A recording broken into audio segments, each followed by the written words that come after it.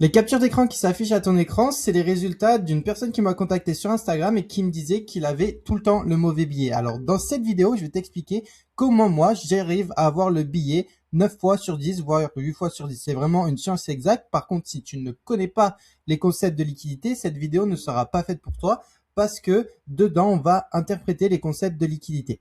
Ces résultats-là, ils viennent d'une seule chose. La personne doit sans doute, et c'est même sûr, chercher les trades de reversal. C'est-à-dire qu'elle se base sur une stratégie qui est donc de se baser sur des retournements du marché, mais ne sait pas sélectionner les bons. Donc vous êtes prêts? On va voir tout ça ensemble. Donc let's go. Donc ça, c'est vraiment des résultats pas très propres. C'est-à-dire que là, bon bah il y a que du rouge. Concrètement, il doit avoir un TP sur 10. Donc bref, le compte est à deux doigts d'être cramé parce que il ne connaît pas le billet. Donc dans cette vidéo, je vais résoudre son problème avec vous et je vais vous en partager. Donc tu es toujours dans le mauvais billet et tu fais que enchaîner 4, 5, 6 SL en une journée. Et ça peut cramer des challenges, ça peut démotiver, ça peut pousser à l'abandon dans le trading et ça peut surtout te pousser dans le burn-out, dans la dépression, parce que le trading, c'est beaucoup plus profond que seulement des graphiques. Donc ça, c'est les trades habituels que les personnes prennent quand elles cherchent le reversal, c'est-à-dire qu'à chaque manipulation de liquidité, elles vont chercher à entrer en position. Donc elles vont prendre un SL ici, un SL ici, un SL ici. Et arriver là, elles vont être frustrées. Pareil ici, elles vont chercher un trade en vente, arriver là, SL, un deuxième SL, un troisième SL, un quatrième SL. Et au moment où ils ne tradent plus, comme par hasard, le trade se retourne. C'est classique, c'est normal, c'est ce qui se passe le plus souvent, mais c'est pas une question de le marché est contre vous, c'est vraiment une question de billets, de timing. Et dans cette vidéo, je vais vous montrer concrètement en quoi ça consiste. Donc ça, on est sur le premier concept et le concept sur lequel la vidéo va tourner. Donc c'est les principes de balance de marché. Vous devez comprendre quoi? Imaginez du coup une balance. Vous devez comprendre que le marché, c'est un zéro-sum game. Zéro-sum game. Bon, je vous l'écris comme ça. C'est-à-dire qu'il n'y a aucun argent injecté, c'est que de l'argent qui est tout simplement échangé. Donc, on a autant d'acteurs à l'achat et autant d'acteurs en vente. Parce que les marchés financiers, on se rappelle, c'est une demande d'offre, enfin, c'est une histoire d'offre et de demande. Les acheteurs, c'est la demande, les vendeurs, c'est l'offre. Et donc, si on comprend que les marchés financiers, c'est une histoire d'offre et de demande et que, euh, c'est un zéro-sum game, bah en fait, on va tout simplement comprendre qu'on va devoir identifier sur les marchés où est-ce qu'il y a les acteurs à l'achat et où est-ce qu'il y a les acteurs en vente. Alors, attendez, je vais juste supprimer les dessins qui me gênent. Donc, où est-ce qu'il y a les acteurs à l'achat et où est-ce qu'il y a les acteurs en vente pour tout simplement pouvoir trader à l'inverse et aller chercher donc ce qu'on appelle le rééquilibrage. Je m'explique. Donc là, vous avez la balance. Si je peux la dessiner correctement, hop. Donc là, vous avez la balance. OK. Donc on a un côté les acheteurs, un côté les vendeurs. L'idée c'est quoi? C'est d'identifier sur le marché où est-ce qu'il y a des acteurs à l'achat et en vente pour aller avoir un déséquilibrage. Et ce déséquilibrage de marché là, donc comme je vous le montre juste ici, et ce qui va nous permettre de trader et d'avoir le bon billet. Pourquoi? Parce que l'idée derrière ça, ça va être d'aller chercher le rééquilibrage de la balance. Donc là, vous avez la balance avec les acheteurs et les vendeurs qui se placent sur les marchés financiers.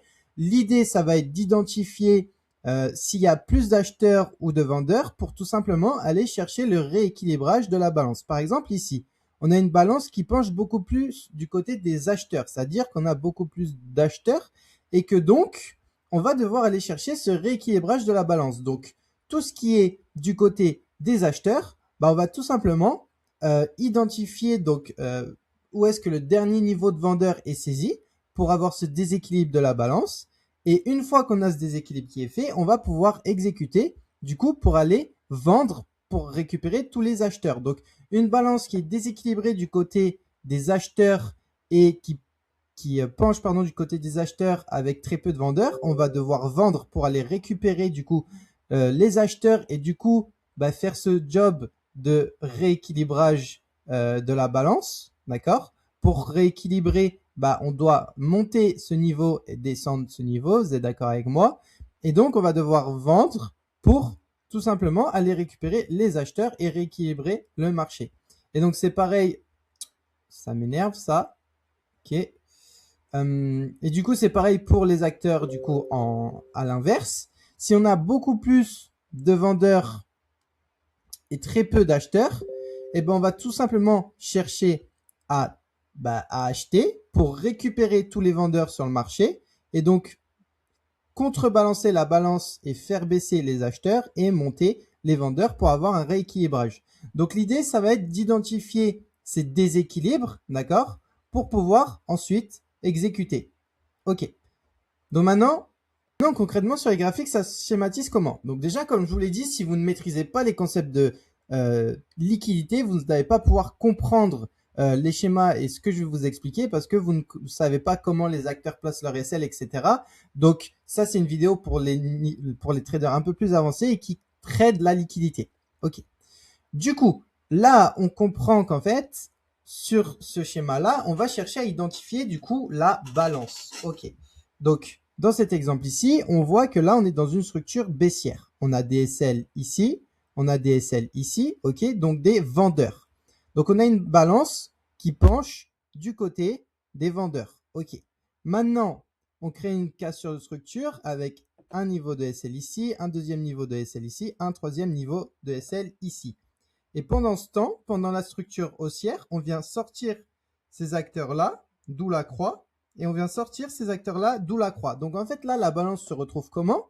On a énormément de personnes qui achètent et on n'a plus personne qui vend. Donc la balance se retrouve déséquilibrée du côté des sellers et par contre, pèse du côté des acheteurs parce qu'on a full acheteur ici. Et donc nous, l'idée, ça va être d'aller chercher ce rééquilibrage de la balance. Donc, je voulais schématiser ici ce rééquilibrage-là. Et du coup, il passe par quoi? Par une baisse des vendeurs et une contrebalance des acheteurs. Et c'est dans ce cas-là que vous allez pouvoir tout simplement vendre et avoir votre billet tout le temps bon parce que vous comprenez où est-ce que la liquidité se trouve. Pareil dans un setup haussier. Là, on a une balance du coup qui penche beaucoup plus du côté des acheteurs parce qu'on a de la lique là, on a de la lique là, on a de la lique là. Ok. Maintenant, le prix, pendant sa baisse, il vient créer une trendline, faire rentrer des BO, des break and retest, etc. Donc là, on a tout le monde qui vend. D'accord? Et on vient, pendant la baisse, récupérer tous les acteurs là, tous les acteurs là, tous les acteurs là. Du coup, on a une balance qui penche beaucoup plus du côté des sellers parce que ce niveau-là n'est pas saisi, mais ce niveau-là est saisi.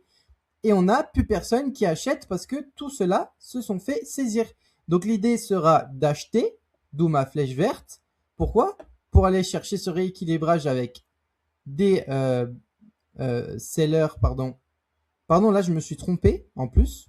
Je viens de remarquer, je me suis trompé. Du coup là c'est des... Non, voilà, c'est ça, ok, très bien.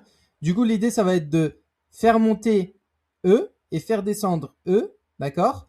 Pour ensuite avoir une balance équilibrée comme ceci. Donc voilà. Maintenant, on va passer aux exemples graphiques. Vous êtes prêts? C'est parti. Donc, on se retrouve sur TradingView.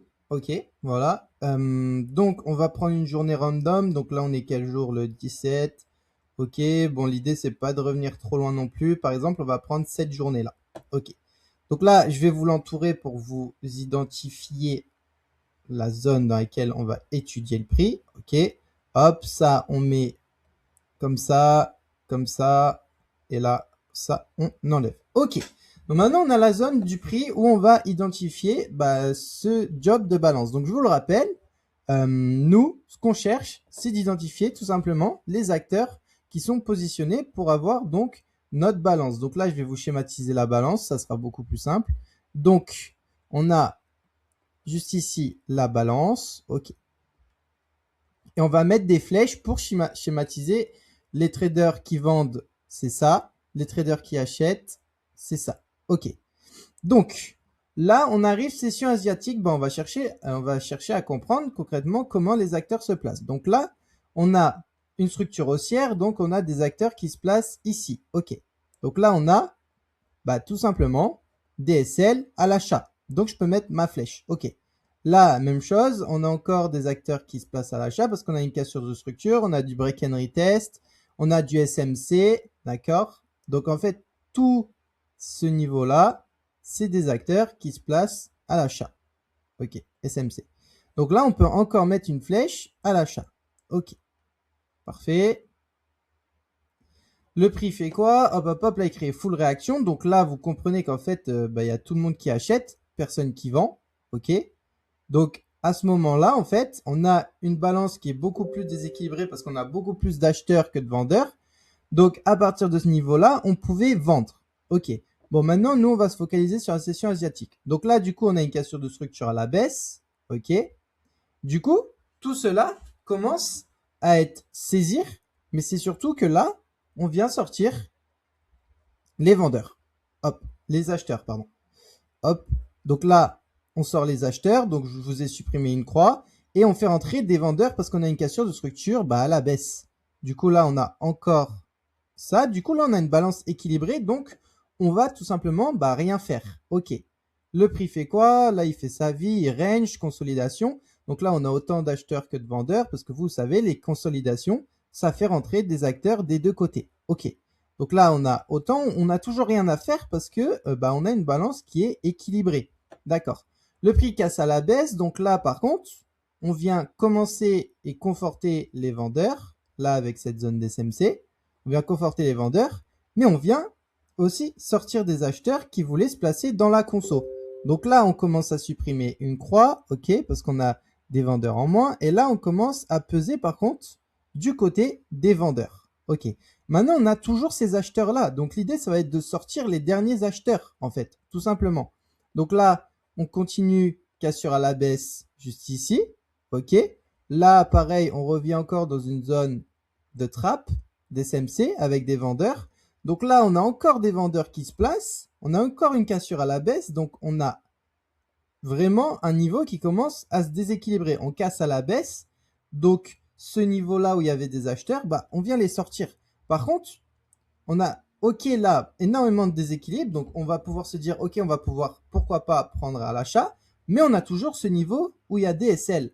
Donc, l'idée, là, c'est que le prix, quand il recasse, vous voyez, il vient tout simplement saisir le dernier niveau avec les SL des acheteurs.